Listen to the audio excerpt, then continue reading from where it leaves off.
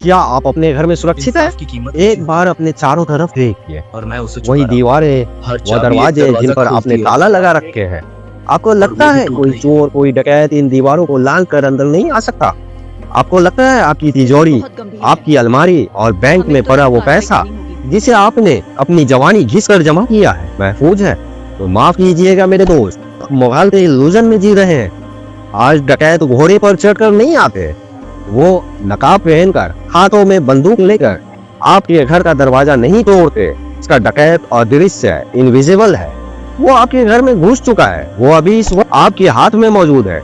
इन 6 inch की screen के जरिए आपकी जिंदगी में झांका जा रहा है। सिर्फ 1 घंटे, एक वीडियो कॉल और आपकी पूरी जिंदगी की कमाई, आपकी इज्जत, आपका सुकून, सब कुछ जलकर राख हो जाएगा। 4 घंटे लगते हैं एक हंसते खेलते मिडिल क्लास परिवार को सड़क पर लाने में। नमस्कार, मैं हूं इकबाल हसन और आज मैं उस सफेद पोस्ट डकैत का पोस्टमार्टम करने जा रहा हूं जिसने पूरे भारत को अपनी गिरफ्त में ले लिया है। सरकारें इसे डिजिटल अरेस्ट कह रही है, पुलिस इसे साइबर फ्रॉड कह रही है, लेकिन मैं इसे कहता हूँ डिजिटल गुलामी, डिजिटल स्लेवरी, क्योंकि इसमें सिर्फ पैसा नहीं लूटता, इसमें इंसानों की आत्मा को गुलाम बनाया जाता है। आज का ये वीडियो उन लोगों की सीख से लिखी गई है जिनकी आवाज पुलिस थाना की फाइलों में दब कर रह गई। अगर आपके पास बैंक अकाउंट है और घर में एक भी स्मार्टफोन है तो कसम है आपको अपनी मेहनत की कमाई की। इस वीडियो को अंत तक देखिएगा क्योंकि अगला शिकार आप हो सकते हैं। जरा समझते हैं कि ये खेल शुरू कैसे होता है। कल्पना कीजिए, सुबह का वक्त है, आप ऑफिस जाने की तैयारी कर रहे हैं या शायद घर पर चाय पी रहे हैं। अचानक फोन बजता है, स्क्रीन पर कोई नाम नहीं आता या कभी कभी लिखा होता है टेलीकॉम अथॉरिटी या पुलिस डिपार्टमेंट।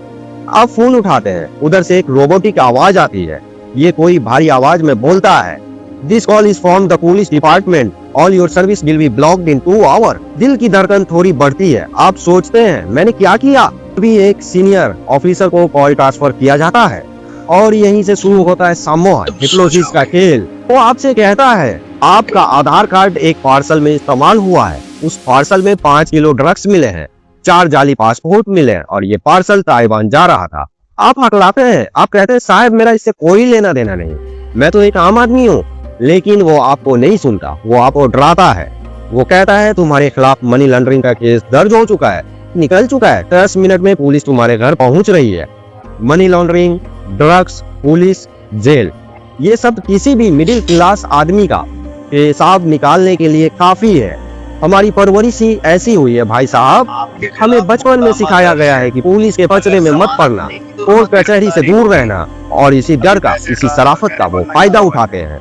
फिर वो कहते हैं अगर आप अपनी बेगुनाही साबित करना चाहते हैं तो अभी वीडियो कॉल पर आइए, इस ऐप डाउनलोड कीजिए। आप कांपते हुए वीडियो कॉल करते हैं और स्क्रीन पर जो दिखता है उसे देखकर अच्छे अच्छे लोगों का दिमाग सन्न हो जाता है।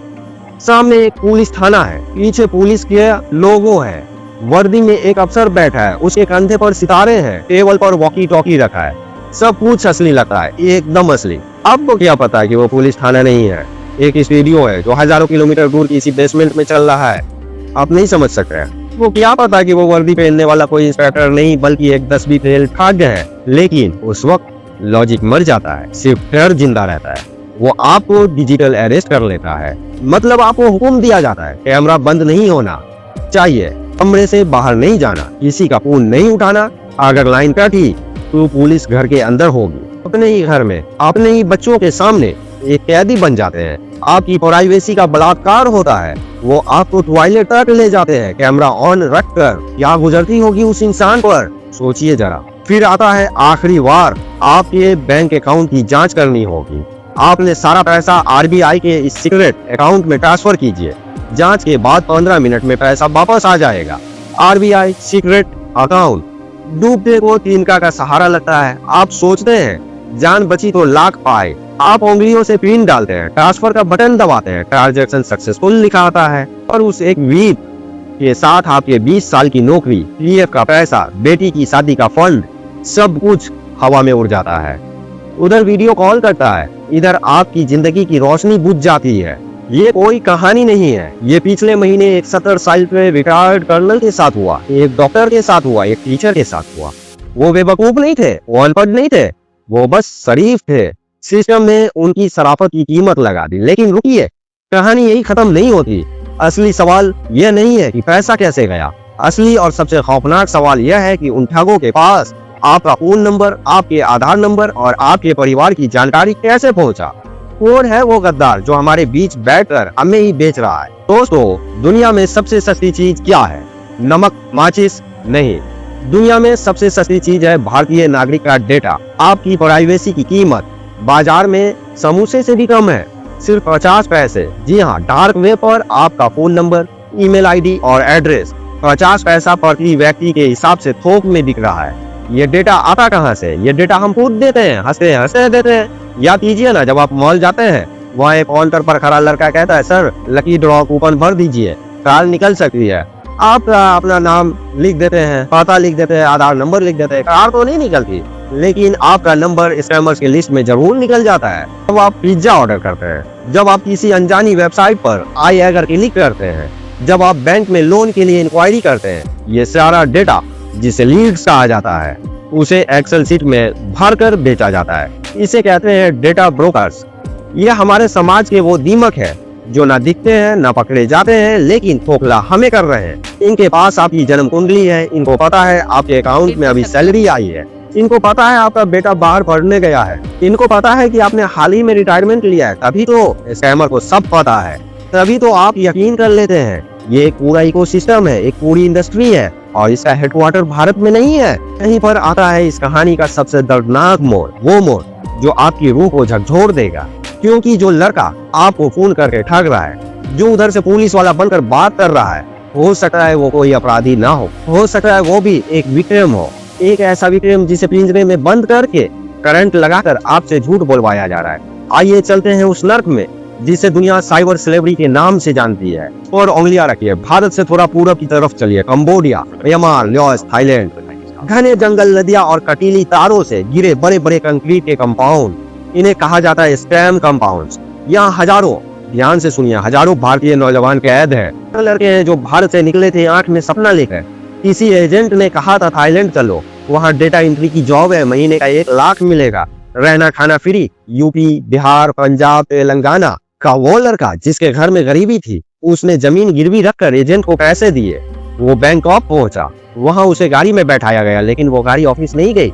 वो गाड़ी नदी पार करके म्यांमार के जंगलों में ले गई और वहां उसके पासपोर्ट छीन लिया गया, उसका फोन तोड़ दिया गया, उसे एक कुर्सी पर बैठाकर कहा गया, अब तुझे यही करना है। भारतीयों को कॉल लगा, उन्हें लूट, अगर टारगेट पूरा नहीं हुआ तो आज खाना नहीं मिलेगा। तो जो खबरें निकल कर आ रही है वो दिल दहला देने वाली है। अगर कोई लड़का कॉल करने से मना करता है तो उसे पीटा जाता है, उसे इलेक्ट्रिक शॉक, बिजली के झटके दिए जाते हैं, उसे लोहे के पिंजरे में जानवरों की तरह रखा जाता है। सोचिए, आपको वो कॉल आता है और दूसरी तरफ से कोई हिंदी में बात करता है तो आपको गुस्सा आता है, आप उसे गाली देते हैं, लेकिन शायद उस आवाज के पीछे एक मजबूर इंसान है जिसकी कनपट्टी पर बंदूक रखी है। इसे कहते हैं डिजिटल नरभक्षी। एक भारतीय ही दूसरे भारतीय को नोच रहा है और मलाई खा रहा है वो विदेशी आका, वो चाइनीज सिंडिकेट जो इन कंपाउंड्स के मालिक हैं। ये 21वीं सदी की गुलामी है। हमारे देश का युवा जो डॉक्टर, इंजीनियर या खिलाड़ी बन सकता था, उसे साइबर ठग बनाया जा रहा है। और हमारी सरकारें एडवाइजरी जारी कर रही है, नोटिस भेज रही हैं, लेकिन जमीनी हकीकत यह है, आज भी हर रोज सैकड़ों लड़के इस जाल में फंस रहे हैं, क्योंकि बेरोजगारी का दर्द मौत के डर से कहीं बड़ा होता है साहब। पेट की भूख इंसान से कुछ भी करवा सकती है। आप पूछेंगे इकबाल भाई, तो हम क्या करें? या फोन चलाना छोड़ दें या बैंक अकाउंट बंद कर दें? नहीं, डरना नहीं है सर, लिटरेट बनना है। आज मैं आपको वो वैक्सीन देने जा रहा हूँ जो आपको इस वायरस से बचाएगी। इसे अपने दिमाग में टैटू की तरह छाप लीजिए। पहला नियम, भारत की पुलिस, सीबीआई, ईडी या कोई भी जांच एजेंसी कभी भी किसी भी हालत में वीडियो कॉल पर पूछताछ नहीं करती। कानून यह संभव ही नहीं है। अगर कोई वीडियो कॉल पर वर्दी पहनकर बैठा है तो 100% वो फ्रॉड है, फोन काट दीजिए। दूसरा नियम, डिजिटल अरेस्ट के नाम पर कोई चीज भारतीय कानून आईपीसी, सीआरपीसी में है ही नहीं। कोई आपको घर में वर्चुअल कैद कर नहीं सकता। अगर कोई ऐसा कहे तो उसे कहिए, आजा भाई घर आजा, चाय पीते हैं फिर जेल चलेंगे, देखिएगा वो उसी वक्त फोन काट देगा। तीसरा नियम नंबर, डर को लॉजिक से मारिए। अगर वो कहता है आपके आधार पर ड्रग्स मिले तो सोचिए आधार पार्सल से कैसे जा सकता है? पार्सल के लिए तो आईडी प्रूफ लगता है, आधार तो सिर्फ एड्रेस के लिए है। सवाल पूछिए, कौन से थाने से बोल रहे हो, बैच नंबर क्या है, नोटिस घर पर भेजो।